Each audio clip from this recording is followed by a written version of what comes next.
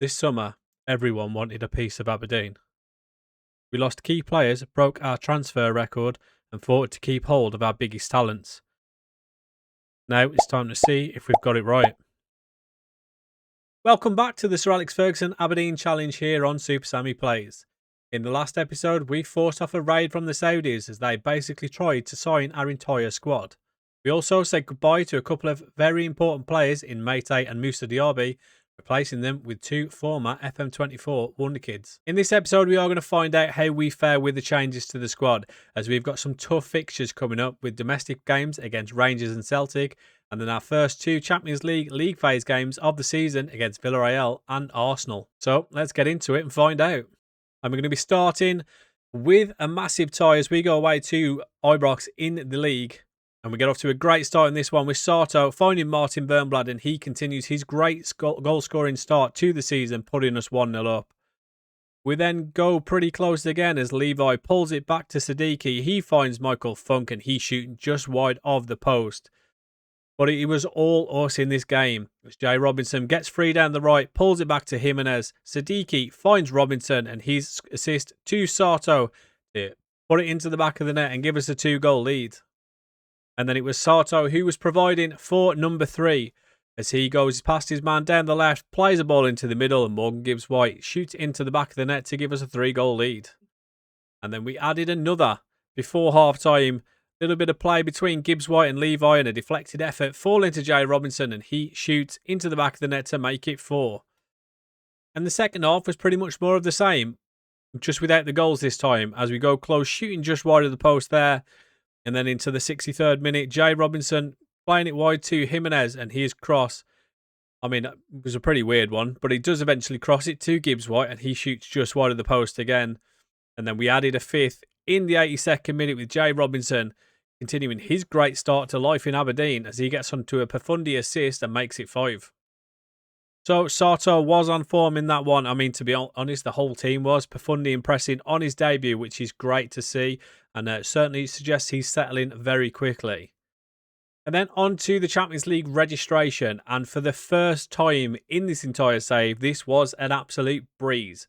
And yeah, with the likes of Funk and Urena and Jimenez and all that, they're all youngsters that have been here for quite a while, so it actually made it very easy to register the entire team, because the under-21s who have been here for longer than 2 years don't need registering. So the likes of Andreas Hernandez and Ofer Levi both fit that bill, and they're both obviously big players for us. So it does mean we can register other players, and yeah, everyone is still available to play. And a bit of good news after what was a bit of a nightmarish transfer window in terms of trying to keep a hold of our players. But Urena is happy to stay now that the interest has been withdrawn, probably because we're outside of the transfer window.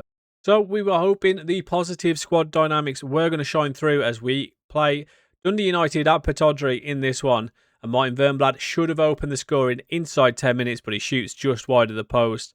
And then Ansu Fati cannot catch a break as he's picked up another injury going off. So we'll see how bad that one is at the end of the game.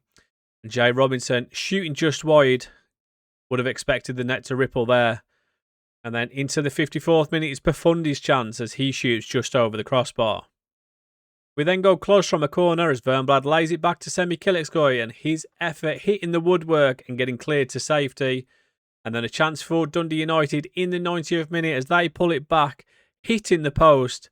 And the only effort they actually had in the entire game, as we draw 0-0 and we had 18 shots to their 1. So, yeah, pretty poor. Maybe we did miss 18 that one. And unfortunately for Ansu Fati, he's going to be out now for the next 2 months with a partially torn hamstring. He literally cannot catch a break. This guy is injured every time he plays a match for us. So that is a bit of a shame. But I guess it is what it is. And yeah, we do get the Champions League title odds as well. So we're obviously going to be approaching those games soon. And we've been given odds of 1,000 to 1. So yeah, they do not rate us at all in this competition. So let's see if we can prove them wrong as we go away to Villarreal to get our European campaign off to a great start with Martin Wernblad doing what he should have done is the Dundee United game and putting us 1 goal up. But that was a warning sign from Villarreal as they go close, shooting just wide of the post. But we certainly gave as good as we got in this one, as Jimenez's shot was saved by the goalkeeper being put out for a corner. And then Morgan Gibbs White with a great pass over the top to Robinson. And unfortunately for us, his effort hits the post. In the 31st minute, Siddiqui finding Jimenez. And then Ofer Levi with a shot from range, pulling another save from the goalkeeper. And you know what happens after you miss all those chances? You can see the goal. As Oluwaseyi does level it up for Villarreal in the 38th minute, which was a bit of a shame because we'd been playing very well in this one. But we did get another chance to go back in front just inside the second half as Jimenez find Wernblad, but what a miss that is. He has to score that. And then just like the first one, we miss a chance and they go straight up the other end and score a goal in the 67th minute to make it 2-1. And unfortunately for us, that is how the game finished. But a bit of positive news after that game, as Michael Funk has decided he's now happy to stay, kind of like the Urena one, where basically there's no interest in them at the moment, so they are happy to stay, which is good for us, and yeah, I'm glad to see the back of that. So we go into this one, a massive game away at the Emirates against Arsenal, in high spirits, even after that loss against Villarreal. Felt pretty hard done by in that one, but Havertz does give us a warning in the opening few minutes, shooting just wide of the post. And we clearly didn't listen to it as Manzambi shoots into the bottom corner with a good finish to make it 1-0 in the first half. And yeah, pretty low shooting with just the 4 shots for them and 2 for us. But yeah, we didn't perform pretty well in this one at all. As Saka pulling the save out of Charles. And then Arsenal doing what Arsenal do best, scoring from a corner. Kai Havertz making it 2-0. And then Hernandez with a great chance to get us back into it late on in the 92nd minute, but the effort is saved from the goalkeeper. And then Kai Havertz, sending Guerra free down the left, passing it to Martinelli. Martinelli pulls it back into the middle, and Scott McTominay, of all people, scoring the third for Arsenal as they go on to win very comfortably 3-0 against us. We quickly get a chance, though, to get our confidence back as we go away to Ross County in the League Cup. And Simone Pafundi gets us off to a great start in this one as he scores again to make it 1-0. And then Martin Jimenez's cross makes it gives us a foul as Kilicsoy gets pushed over. So we get a penalty from that, which Ryosuke Sato is going to step up and take. And the goalkeeper stands down the middle, but Sato goes bottom left corner to make it 2-0. And then Pafundi's free kick, bringing out a save from the goalkeeper. And that led to Funk scoring probably the easiest goal he'll ever score in his career, as we comfortably win 3-0 and progress through to the next round.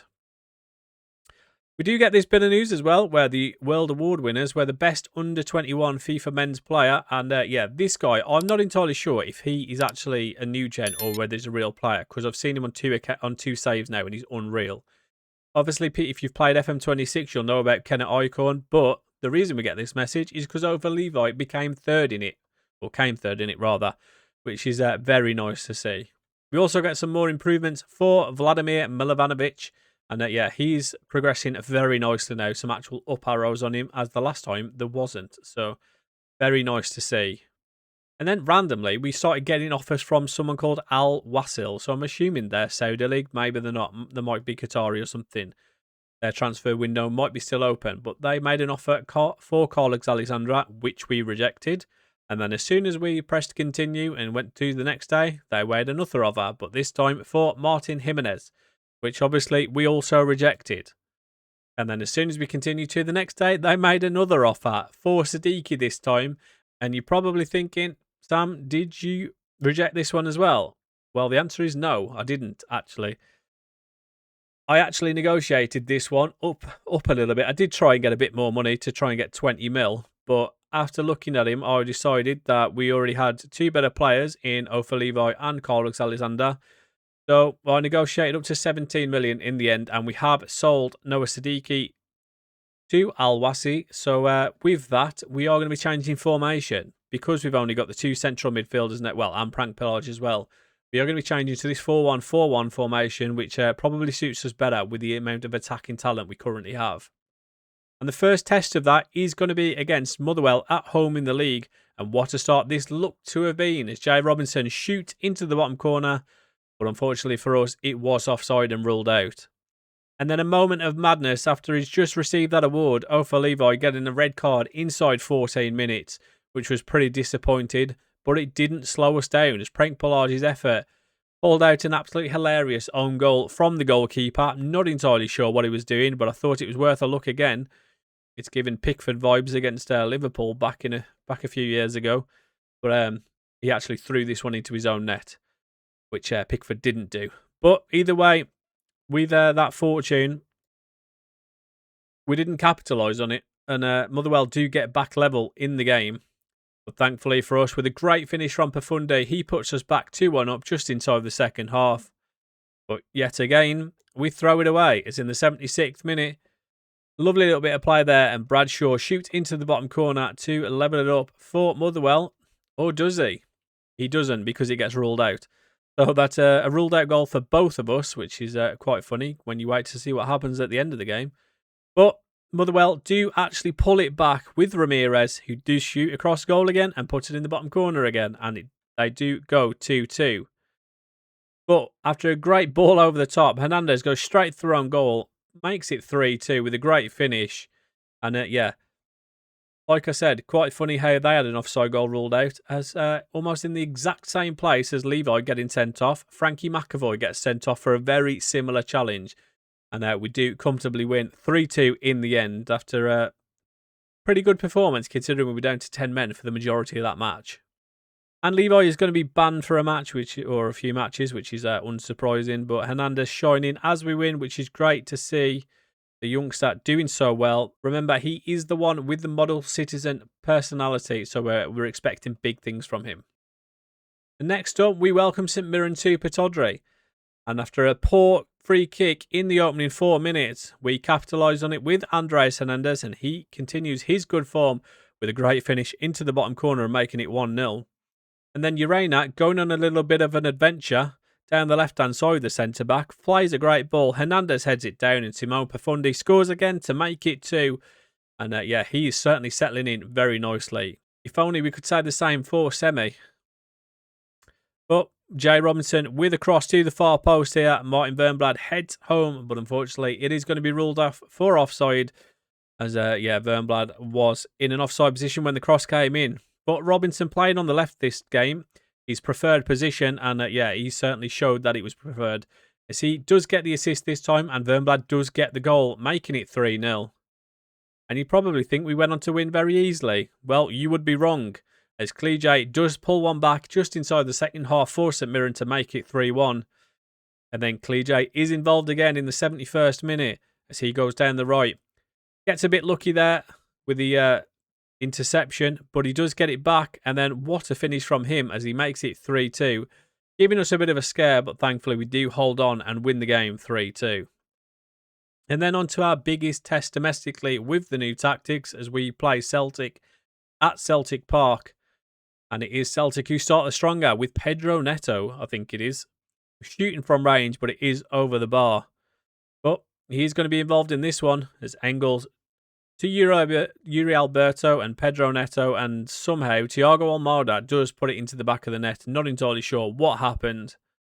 But I was making some changes in the 66th minute and missed a goal, as you've seen me do plenty of times before. But we do get the replay to show Urena levelling the game up. Unfortunately, it wasn't going to be us that take the lead though, as Kadrat pulls it into the middle, and Yuri Alberto does what he's been doing to us now for the last season and a bit, scoring goals against us as he makes it 2-1. Into the 80th minute, Eric Adam pulls a big save out of Mads Hermansen, and unfortunately that was our last attack of the game, as we go on to lose 2-1 to Celtic, and that is our first loss of the season. And yeah, because of that loss, we have lost the top spot as well. And yeah, like that said, we have lost our first match after 11 games undefeated, so that is certainly a bit of a shame to end the episode like that. So, despite that big win against Rangers, we have struggled in our other big matches, particularly our first 2 European ties of the season, losing both to Villarreal and Arsenal. We've also changed the formation up a little bit after that last-minute sale of Siddiqui. Hopefully that decision doesn't come back to bite us later on down the line. But that is going to do it for today's episode, and if you've enjoyed it, do me a favour, hit that thumbs up, subscribe if you haven't already, and I'll catch you guys in the next one.